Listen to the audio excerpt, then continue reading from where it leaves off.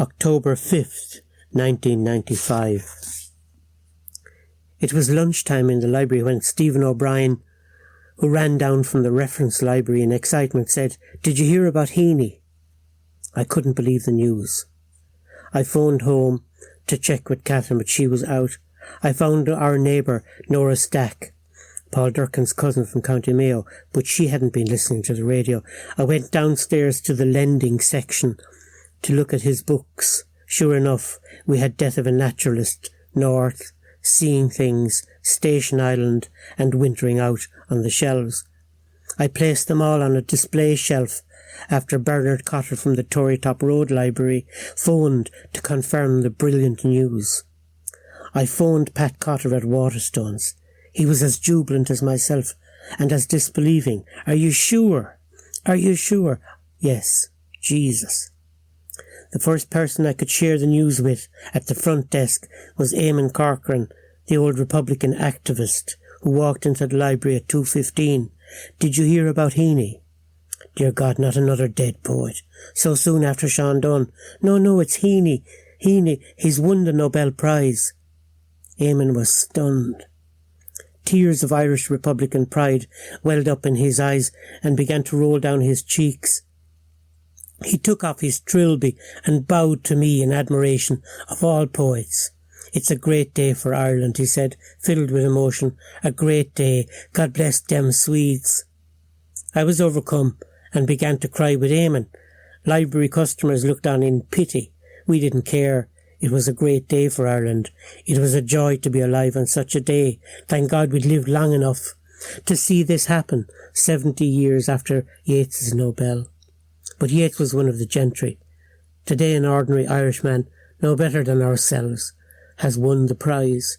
Robert in Reference Library admitted that it was exciting and nearly as important as Stephen Roach's win in the Tour de France. The day went on like that. We all walked on air. My God, Heaney is still in his 50s, yet he has joined the august company of Neruda, Alessandre, Elitis and Sepharis. When Catherine walked into the library, I told her she was thrilled. We decided to buy a bottle of wine on the way home to celebrate an expensive, good Rioja. When we came home, we were glued to the TV. It was the lead story on the 6 o'clock news, pushing paedophile priests and the Bosnian war to one side. For a few minutes, the news programmes had turned their eyes to the materials of paradise. And where was Heaney? Absent. On a walking holiday in Greece, they say, out of contact. So the media, TV, radio, was forced to use old clips, old footage, old tapes. I thought of what Heaney said when he won the Duff Cooper Award for North in 1975. During the past few years, there has been considerable expectation that poets from Northern Ireland should say something about the situation. But in the end, they will be worth listening to if they are saying something about and to themselves. Oh, Tom, thank you so much for reading that. I was getting very overcome myself listening to it and remembering that day. And actually, I think Peter Sirr was on the news that day as well, weren't you, Peter, talking about him from the Writers' Centre? I think they sent, a camera crew arrived at the Writers' Centre and people from different countries even. Yeah.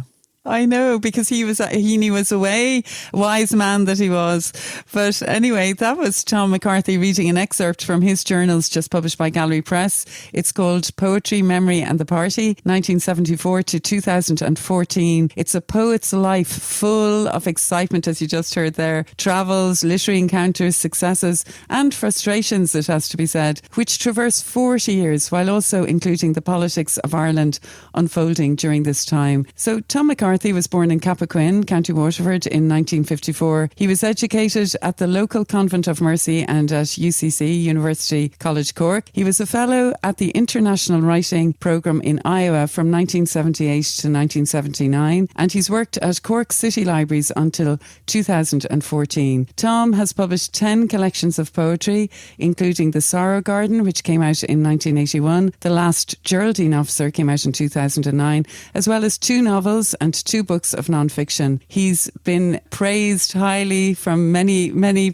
people and critics and awards. Awards include the Patrick Kavanagh Award, the Alice Hunt Bartlett Prize, the Lawrence O'Shaughnessy Award for Poetry, and the Annual Literary Award of the Ireland Funds. He's a member of Aosona, and Tom lives in Cork. Well, the late Brendan Kennelly said of Tom McCarthy, "Not many poets have the gift of being able to write so tenderly about private affections and so acutely about public figures and events." And I think that's beautiful praise indeed for Tom McCarthy, a poet who's possessed of his own distinctive voice and craft, a poet not afraid to take risks, to engage the political and the personal in poems of memory, love, history, poems that have always been fuelled by what he calls himself the autonomous region of the heart. And it's no wonder then that the late poet Dennis O'Driscoll has said of Tom that, along with Paul Muldoon, Tom McCarthy is the most important Irish poet of his generation. And we're absolutely delighted to have you here at the breakfast table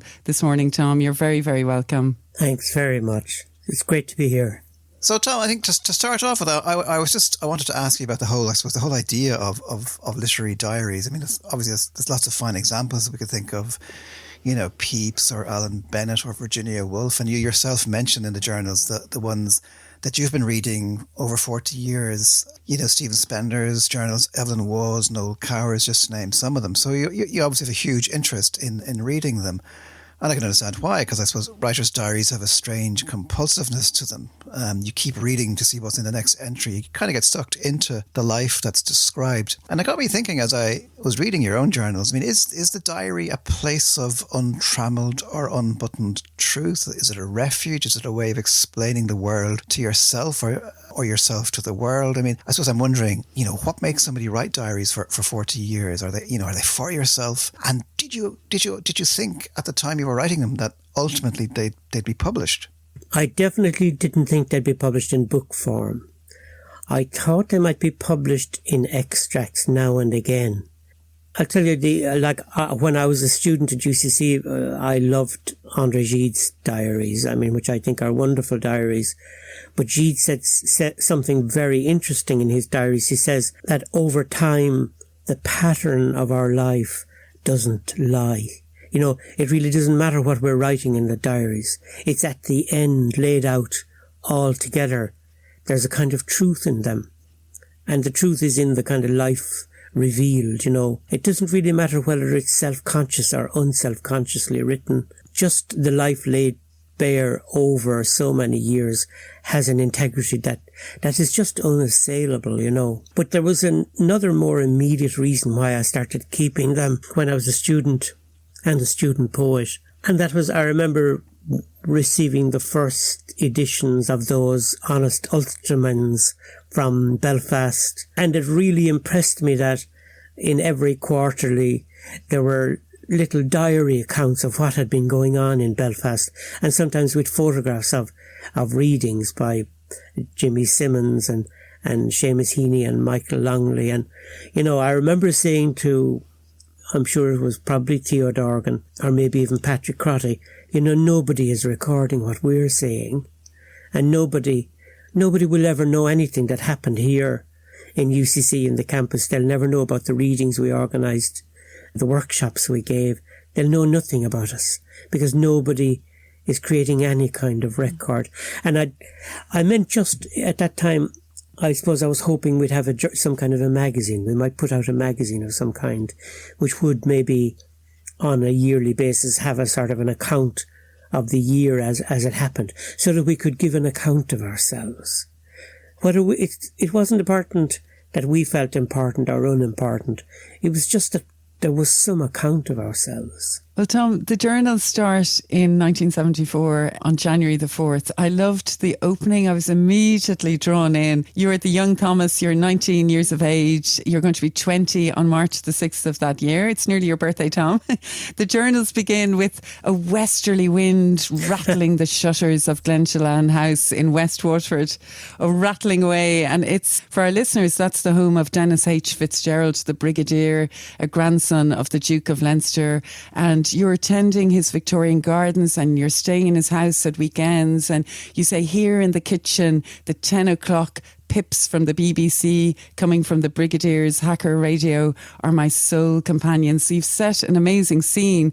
And as a young man, you were really clearly immersed in this Anglo-Irish world of the Brigadier and his friends that visited. The writer Molly Keane comes to stay. I love that bit where you get her a hot water bottle and she gives you 2 volumes of Proust and she says, a little light reading for you, Thomas. The Stevens, very funny, the Stevensons of Castle Dollard. I remember that, yeah.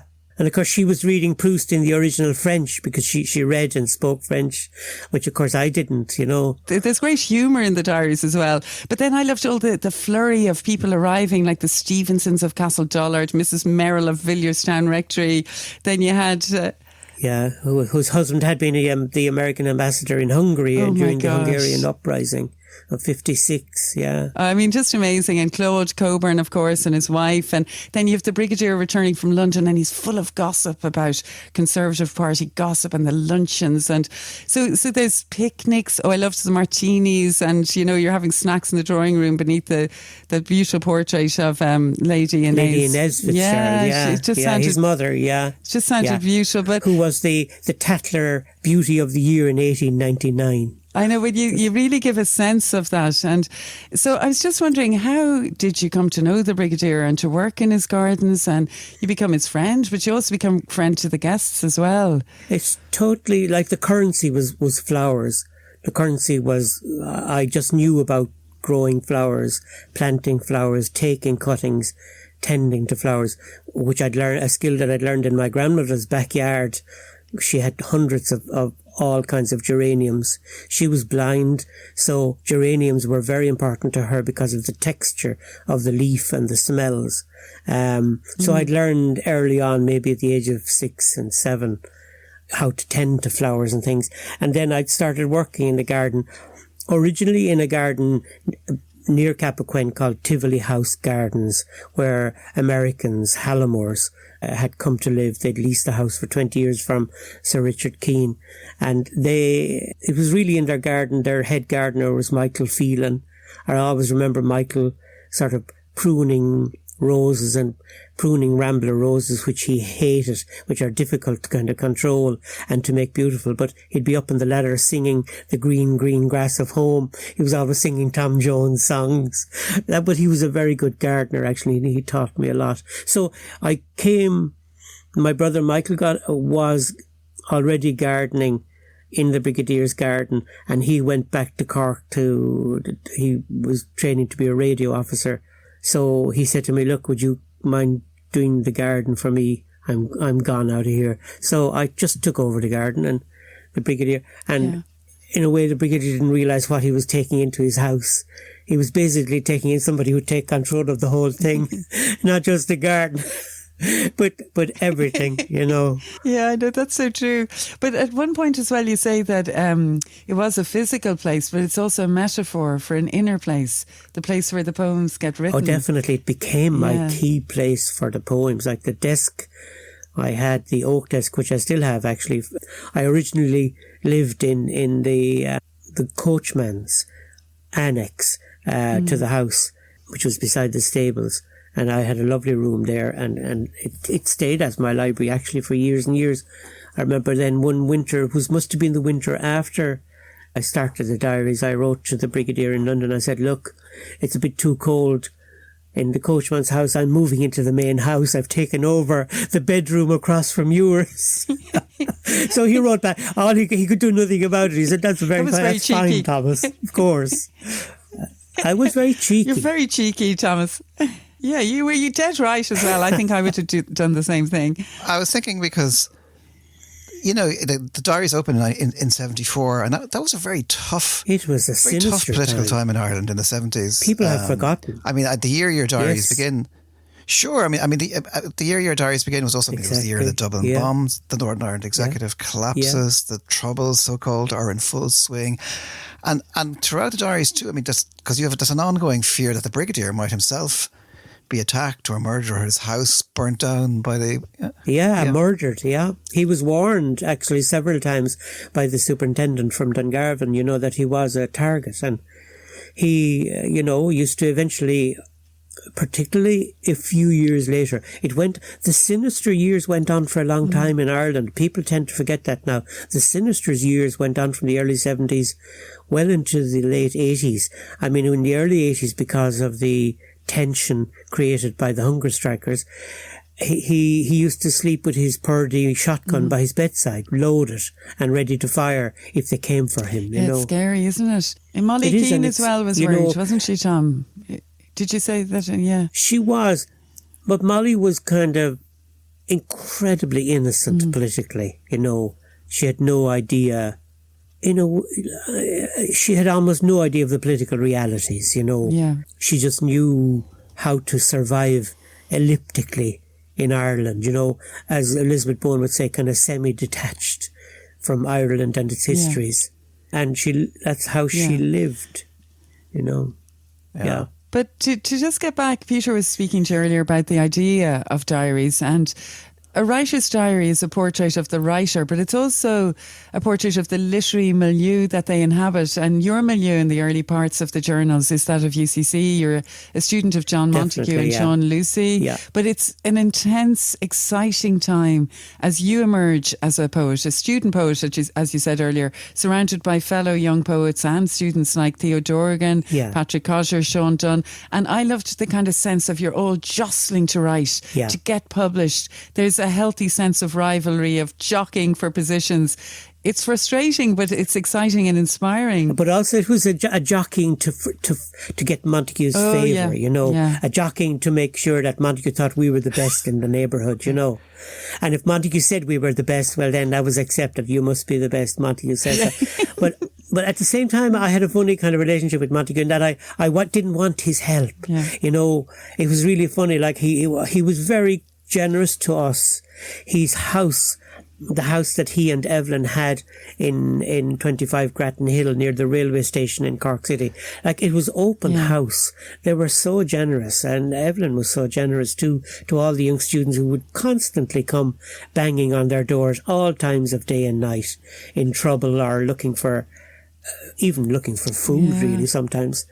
But John would welcome you in, and he'd always want to chat about poetry, and he had a great collegiate sense of writing, which I never really shared with him, which is that he would show you everything that he was writing at that very moment, and he would want you to be involved in correcting it, in improving it. Yeah. And he enjoyed, if you suggested, no, I think you should change 2 lines here, you should move these 2 lines. He actually would do what you say. He believed that getting other people to read your writing while you were in the process of writing was a kind of way of improving the work, I mean, he's a big figure in the journals. I mean, he's there. I mean, all the kind of things that you're describing, the setting up the poetry workshops, and it's always a mixture of annoyance and delight. Well, that's what I was going to say, because there's also there's a sense also of him as a tormented figure, and he's tormented by, for instance, he's tormented by Heaney's success. I mean, I had many conversations with Sean Dunn and Montague in the Long Valley, you say, in 1979, and John is still desperately worried about Seamus Heaney's and Faber's threat to his reputation. I think there's a scene where he's kind of crying almost in the Long Valley. He's saying that Heaney is going to win the Nobel, and this is years before it happened. Yes, this was extraordinary. He came back. I remember John came back from a reading tour of America in 86, I think it was. 85 or 86. And Seamus had been at Harvard then, I think, 4 years about. And John said to me, the word in America is that Heaney's going to win the Nobel Prize, that he's being set up to win. I remember saying, that's ridiculous. Like, there's Mara Vocati and there's Thomas Kinsella, like, before him. Like, there's a queue here, and people need to stop jumping the queue. Yeah. And so, like, I had a very much an anthologist's view of Irish poetry. Yeah. There's a pecking order. And I felt there's no way anybody will jump the queue ahead of Thomas Kinsella or Mara Vocati, who I felt was an Akhmatova of Irish poetry, and would surely be honoured. But he was proven correct. Yeah, it was pathetic, but he was correct. Right. Yeah, I thought that was interesting. And it happened on the day that his own collected poems. Oh God, were launched in Dublin. Yeah. Yeah, because we had the launch the previous night in Cork. Actually, it was a great night. Yeah, there was 2 days difference between his collected and then the announcement, which you read at the beginning. Yeah. So I mean, that was unfortunate as well, I think, for him, wasn't it? It was. Yeah, but and I talk about it in the diaries because poetic reputations are interesting things. Like John had this notion that there could, and I think he got it from from Lowell and Rethke and the rivalry between Rethke and Lowell, and he'd feeling that there's always a top poet in the campus world, the world of the American academe. There's the top poet. Mm-hmm. But I used to always say to him, there are many big names. You can be a big name, but you could only be one of maybe 10 big names in a scene. You don't have to be the biggest name. And I just could never convince him of that, It was strange. Whereas Cronin understood that, like Tony Cronin, who was, I think, much more kind of social and political a person, understood that there could be many big names, in a culture, in a literary culture. And that just because one got very, very big didn't really, in a sense, almost did not do really any damage to the other big names, But John didn't believe that. And that made him unhappy, I suppose, essentially, didn't it? Even though he was international, he was brilliant. Anytime I met him, he was utterly mischievous as well. I always enjoyed. He had a fantastic sense of humour, and he was actually brilliant at kind of taking on the mannerisms of people when he'd be telling stories about them, Yeah. And like he was constantly amused by, Thomas Kinsella and Richard Murphy. I think Richard Murphy entertained everybody, with what he was doing in his life and trying to make a beautiful life as a poet, At one stage you say you're describing Montague, he's very downhearted, and you quote Severus in a Paris Review interview. He says that success and honours are mere accidents within one's literary life. The real victory is that the life continues within art.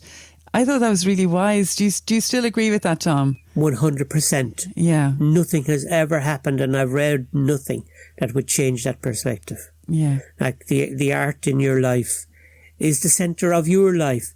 I think I always remember another writer whose diaries I absolutely love, even though they're quite pedantic, is Arnold Bennett, the English novelist, who was, brought up in the potteries of the north of England, or the Midlands, North Midlands. But Arnold Bennett's diaries are so interesting because he was a very practical person.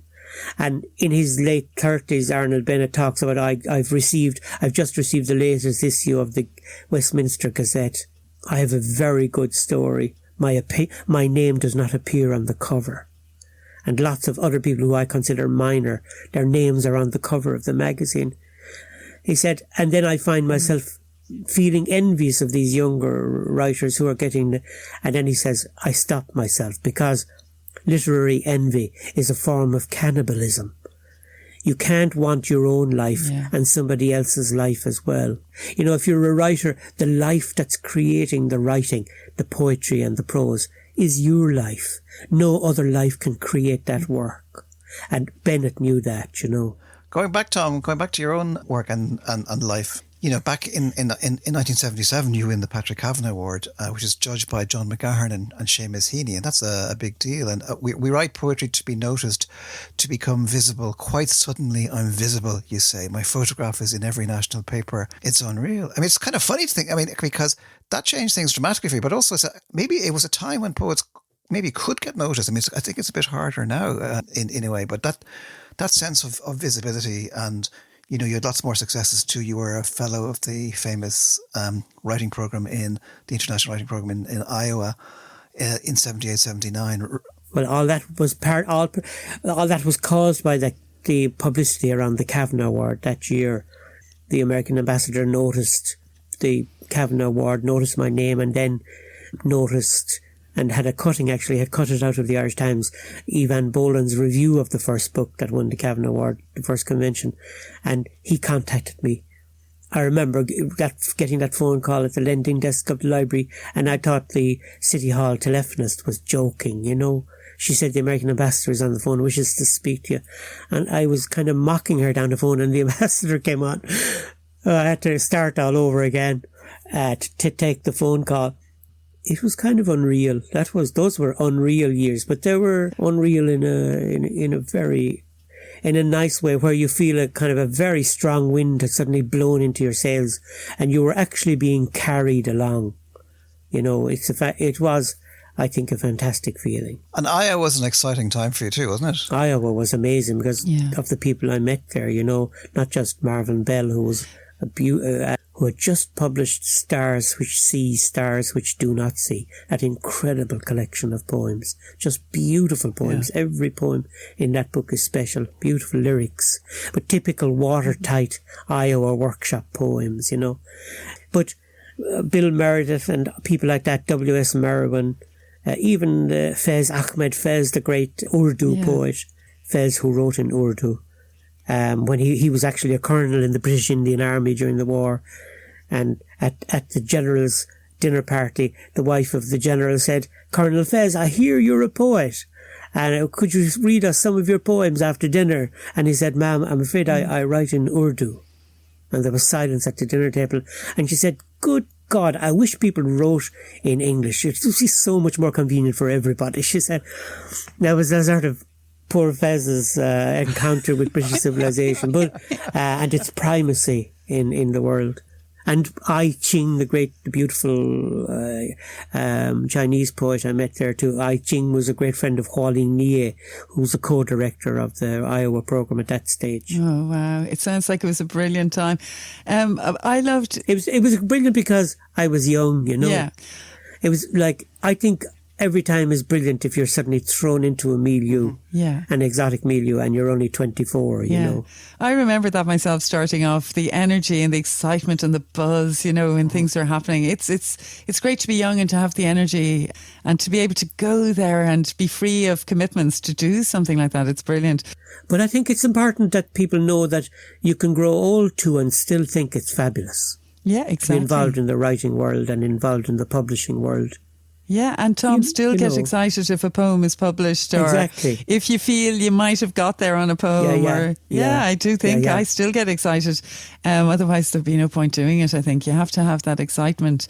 But your journals are filled with travels and encounters. You've just mentioned people there that you met in Iowa, but in London in 1982, you literally bump into one of my favourite writers, Rosamund Lehman. And if I had been there with you, Tom, as well, I would have said, "Yeah, I do know your work as well." And she's holding your hand and exclaiming, "Oh, you've made my day, an Irish poet who knows about me." I love her work.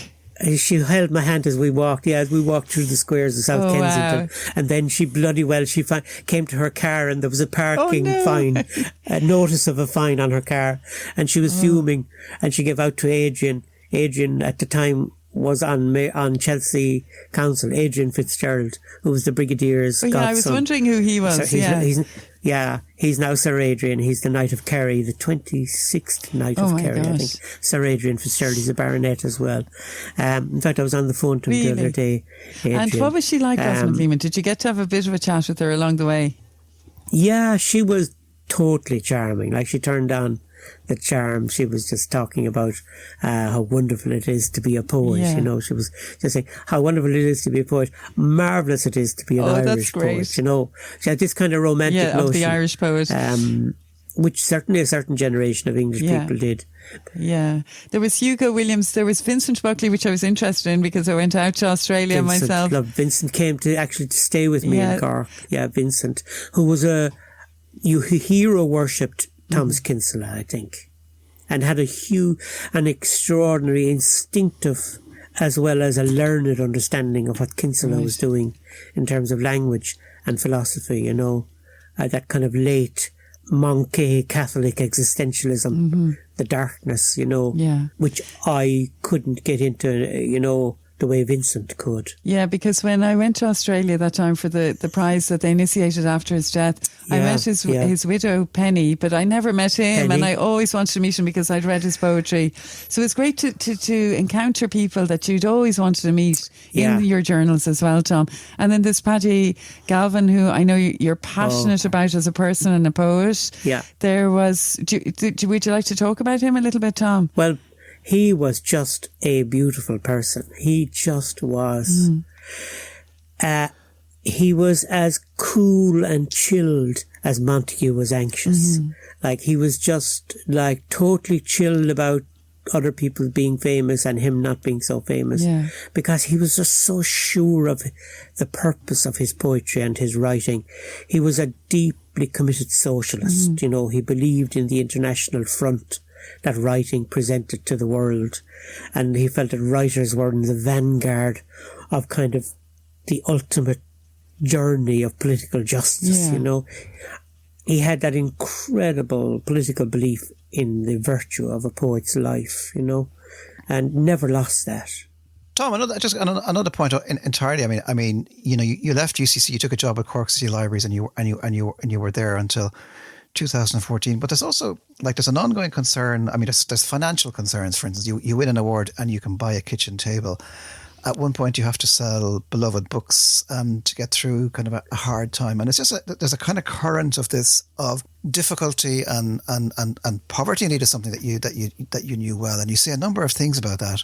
You say, for instance, that poverty robbed you of a childhood, and you know that notion recurs. You say, for instance, that public life doesn't impinge on the poor. There's a strong sense throughout the journals of, you know, there's a kind of a disenfranchised, marginalised Ireland that goes on in parallel to what we might think of as official Ireland. Well, you know, having opinions about public events and, in a way, participating, if you like, in a kind of public discourse, like, once you're not hungry, once you're able to do that, you know, be involved in public discourses of various kind, I think you're saved, you know. I think you've got out of the intense claustrophobia of poverty. It's a poor childhood and a poor family in I'm just thinking of a poor family in any council estate in the County Waterford, County Cork, or a poor council estate in Dublin. That family is just intensely private and self-referencing, just to survive week by week. And like events, when they occur, they're hardly ever good events. They're nearly all traumas of some kind. It's very hard to even record that feeling, you know, because once you've started recording that feeling of claustrophobia, of poverty, you've almost left the room of poverty, you know. So it's almost a state of being that can't be communicated, you know, certainly in any kind of middle class way. Because once you start communicating in that way, you've really left the room of poverty, because it is inarticulate in the end. The atmosphere, sometimes that is the atmosphere. I sometimes think there is a kind of a sort of decency or honesty in certain kind of Fianna Fáil discourse, you know, which seems kind of uneducated and kind of ignorant, I know, to educated people in Ireland. But it sort of touches it somehow. It's kind of an instinctive understanding of what really poor people are going through. And it is interesting that the working class of the industrial working class in the 60s in both kind of Cork and Dublin supported Fianna Fáil en masse, you know. It's as if the party sort of articulated something that was inarticulate. But of course, you know, then party policy lets those very people down, you know, in the long run. It's a tricky area, isn't it? It's like, because poverty and the experience of it, a bit like addiction, it's always a private, almost non-communicated state of being. And to start writing about it is almost to engage in what is ultimately a bourgeois discourse, you know. And so it must be surrounded by much silence, even among literary people, that feeling of poverty. You still, Tom, though, in one of your poems that I really love, Largesse, in your book Pandemonium, you talk about your mother, and you said she who had nothing or little to give gave more than the shirt of her back. And then you say that bitter little winter called life knew nothing of her plenitude. I think you do describe well the poverty and the hard life that your parents had. And when you're looking in the coffin then, she died, she was only 53 in 1979. Yeah. You're looking and you're saying she's very, very old. The world of poverty. Yeah, she looked like a person yeah, in the late you say 70s, like it had cut, you know, so deep. And it was the grind of keeping going, that was tough, wasn't it? It is. It's very, very hard to make art of that, you know. Yeah. Very hard. But that poem... because it seems like the deeper you go into it, the more it seems like just indulging in self-pity, you know, which is a disaster, I think. Tom, you left Iowa in 1979, and you wondered if you'd made a mistake coming back to God, Ireland. I did, yeah. I really did. There's another point where America offers another possible life in 1994 when you and Catherine and your wife and children go to St. Paul in Minnesota, and you teach in the English department for a year. And again, you have a wonderful time. And I wonder, I mean, there's a sense sometimes of an alternative possibility, an alternative life in the States. Would you have liked to have had that life? Would you like to have stayed in America? Well, certainly not in the first instance, not before Catherine, you know, because the only reason I met Catherine was I didn't stay in Iowa. I came back. Yeah, no, I mean, meeting Catherine was the most incredible thing that happened in my life. But later, yeah, it's hard work as well. As you know, teaching is hard work. You know, doing 5 courses in an English department, which would be your requirement, really, you know, unless you could get what Thomas Kinsella got in the mid-60s, which is very interesting, which was a research professorship, you know, for 2 years, which was very handy. But there's work involved no matter what you do, whether you have to come home and earn a living digging drains or stamping books in a library, or whether you go to America and teach poetry. Like you have to work somewhere, you know. Yeah, you do have to earn a crust for many years, really. And that's going to keep the daily grind is going to keep you away from your writing and what you want to do. You want to be at a desk either reading or writing about reading. You know, you want to be involved in one of those things.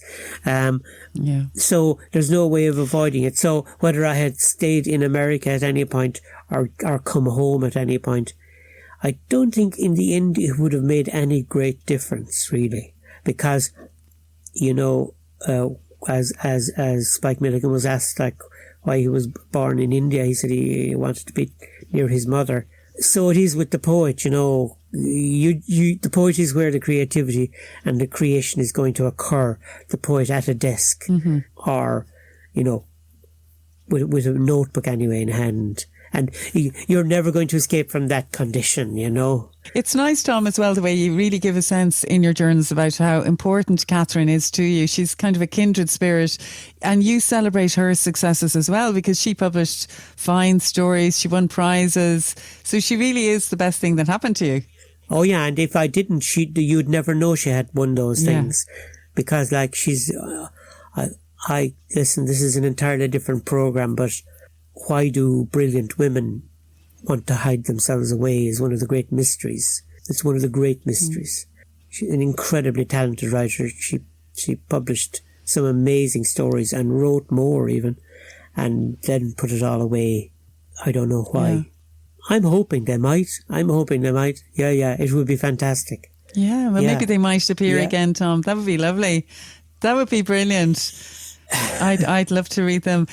You spent a period working for Cork 2005, and you write quite vividly about that. And it was sort of, in many ways, a disillusioning experience. It seemed like a very difficult period with resignations and kind of lack of support from the city. And I was I think I held the office record for the most threatened resignations. The most threatened, yeah. And I was just wondering, because, like, is it important, you know, that kind of public work, is it important for a poet to undertake, or does it hinder the creative side? I mean, did you ever regret that in a way? I think ultimately it does no harm, you know, whether you get involved with theatre work or get involved with something, whether it's an art centre or a writing centre.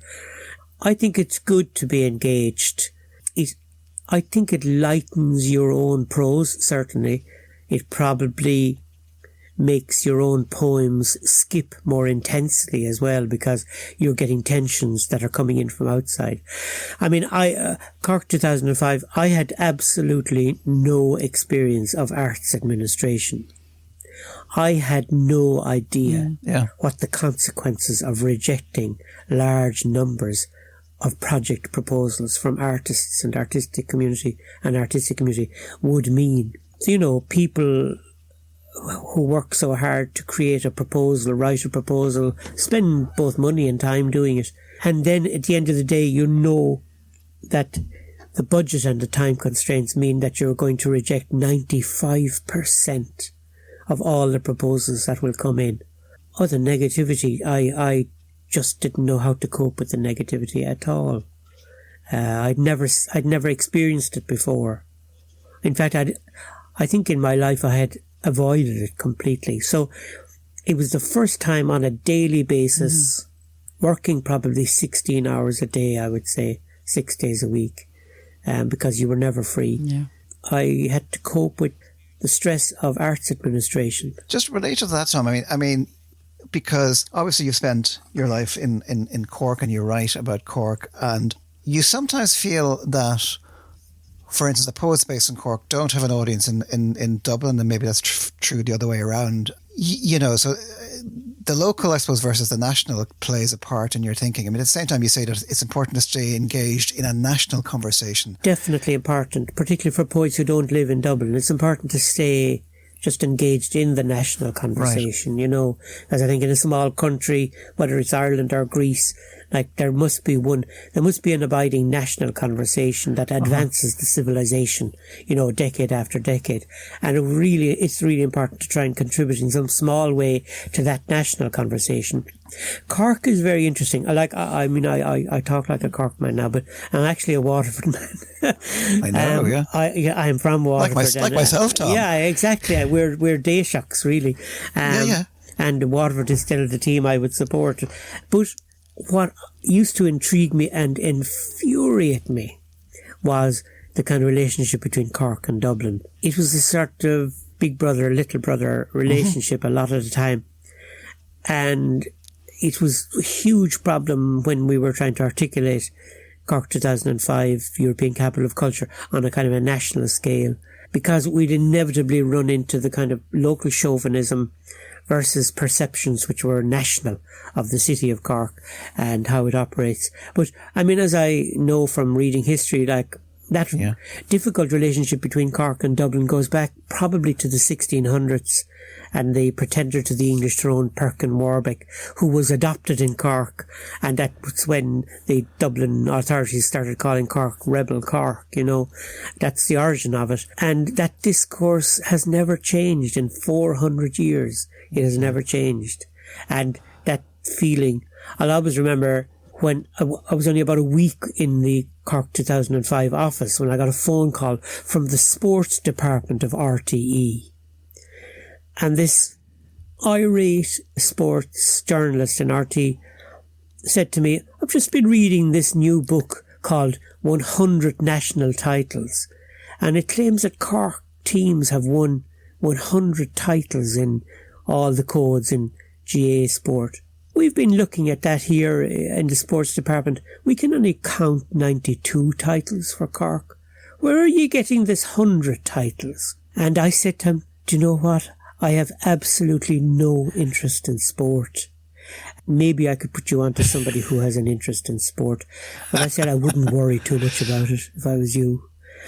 So there's that kind of, and this was sort of coming from Dublin, from a Dubliner, a guy with a Dublin accent, who was kind of resenting this claim. Like, for God's sake, who cares? Write a poem for me, Exactly. Well, will we go back now to the diaries? Okay, we're now going back to the idea of the diaries, because we want to move on to lots of other exciting things. But we've had a lot of excitement this morning, actually. It's been great talking to you, Tom. But I liked the bit in the journals when you were talking about this lovely American young woman called Deborah Toll, who she wrote a memoir called The Island of the White Cow. Yeah, exactly. Well, then you said, it caused a big stir in Dublin literary circles, you said. And you said, what is it about us Irish that we fear these memoirs and diaries? We react to published diaries as if they were all written as deliberate betrayals. Is it some deep peasant mistrust of openness? So were you worried yourself? Were you concerned about the effect that your journals might have? Did you have to edit them, leave things out? Because we noticed when we were reading them, Peter and I, that there were periods without any entries. So were you worried about the effect that what you were saying might have on people, or that it might cause offence? Oh, definitely. All There the would have usual been worries. some scurrilous entries which would have been cut out, definitely, yeah. That's a pity, Tom. I think you see, this is where the pattern comes in. Like, the patterns of the whole thing doesn't lie. It's amazing that even if you cut out sort of, well, first of all, the laws of libel in Ireland are extremely serious laws, and would have huge consequences, and I'm poor enough as it is. So you'd have to be careful about those things. But very few people actually in my life so far have given me offence, you know. Like, I'm always interested in the other point of view, and you know, I'm wondering where it's coming from. I find bitterness interesting, you know, people being bitter about things. I find it attractive. Like, it attracts me to people, because I want to hear what's the source of their bitterness, you know, about life or about their career or something, you know. I suppose there's probably enough empathy, I feel, in the journals that it kind of is a counterbalance to any report of bitterness in other people, you know. We lent this part of the conversation now. It's been so interesting to talk to you, Tom. And you're going to read a poem from your collection, Prophecy. It's called Thigh Bone of a Deer. And Tom, it's in a curious way, it's connected to the journals on Glenchanallen House and Iowa, isn't it? It is really, yeah. Yeah, because it really is about that moment of transition from a kind of a dream of childhood and adolescence into sort of the adult world, where you become the full agent of decisions you make, you know. And that moment presented itself. Thigh bone of a deer. The quality of sunlight. I mean the quality of light on a morning in Iowa when you can't even remember what you had for breakfast, or even if you had a breakfast. To float, to be young, and to have broken free. Linden trees float above you in a lacuna that youth has made just in time, before all of Ireland might have been lost to your careworn childhood. Coffee and the scent of cinnamon under pale leaves, the cinnamon of Iowa City, the coffee cup replenished by a boy you still don't recognise as gay, a sweetheart of a boy who misunderstood a gesture or a word or your ability to quote C.P. Cavafy, and all the brittle poems from a sunlit room in Alexandria. Was Ray Delvin a boy or a girl? How little you know of her burning sunlit pages. What you are thinking of is a girl with brown eyes in a lost poem from another language. A poem as delicate as a small boy with woman's eyes. You are now afloat in the long American summer after Vietnam, when all of the burning issues became personal things. The best poets in Marvin Bell's workshop dream of watching for fires in a forest southeast of Seattle. They must choose for career to follow Aldo Leopold's Sand County Almanac. But you must choose a girl or boy fashioned from the wind-swept thigh bone of a deer. It is sunlit beneath these pale trees in Iowa. It is so far away from that Irish world of wars and memoirs, from that elderly man you knew wearing a lemon waistcoat and a frayed guard's tie and a scratched tank watch with a blue and red canvas strap. I think that man must have been the youth the elder loved when he and him were very young. The housekeeper back home said that they were both handsome but inaccessible. I didn't know then what her tone of voice meant. I mean her own settled and married intonation that crackled down the line from a damp, tide cottage. A full-size bronze of the god Hermes, a very expensive purchase from Artemis S.A. of the protector of merchants in a classical Lysipan pose, was all the rage in the household that summer of 78. The sculpture was something that defined them both who'd parted long after the housekeeper had been forsaken and long before the hope of romance had returned to Europe. That pause when Al Bowley went silent, waiting for all dancers to turn and regroup on the old vinyl that I'd rescued from among things in a life he'd once lived, that pause of the Ray Noble Orchestra, seemed like the muffled plurp of the Chateau Lafitte 45 his lover had brought and insisted they open. In my life there were brilliant new openings, that promise of sunlight in Iowa, all that cinnamon, and these coffee cups borne by persons whose names I couldn't remember even then. But in his long life, ebbing away from me now as our Pan Am Jumbo banked in a holding pattern over Chicago, in his life it seemed like the end of one long season in Mayfair, the end of wine as deep as 20-year-old tawny port, of a deep love known once, of such a crew, such a compote of cavafy, tannin and art. And that was Tom McCarthy reading Thigh Bone of a Deer, published in his collection Prophecy, which came out from Carcanet Press in April 2019.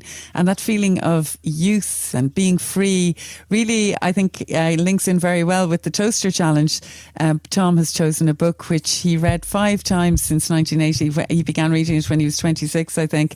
And Tom's going to talk for about 3 minutes. We're going to put the bread into the toaster, and he's going to be challenged to fit his love of his book into that time. So, Tom, are you ready to tell us about the book that you love so much? Okay.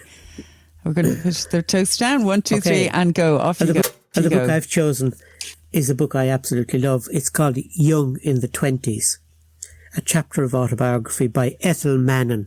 Now, I don't know, do many people read Ethel Mannon anymore? She was an incredibly prolific English writer with some Irish antecedents, Galway antecedents actually, and she owned a cottage for years near Clifton in Galway in the 50s, I think. And she wrote 50 novels and the same number of non-fiction books.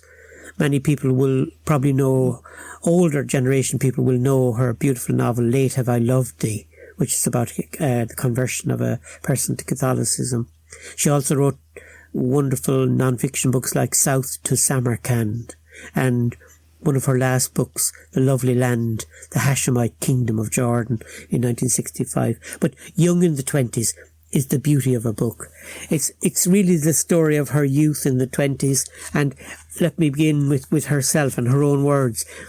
On January the 1st, 1920, I was just over 19 years old, newly married, pregnant, working in the London advertising agency to which I had gone in the summer of 1916 at the age of 15, and living in furnished rooms in Strawberry Hill with my husband, who was a copywriter in the same agency to which he had returned after having been demobbed.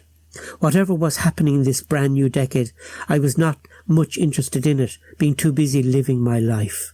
So that's how the book begins. And then she talks about her life all through the 20s. And as she says in the book, the 20s really lasted until around 1936. It was a long decade. It really ended with the Spanish Civil War and the rumbles of war and people becoming serious.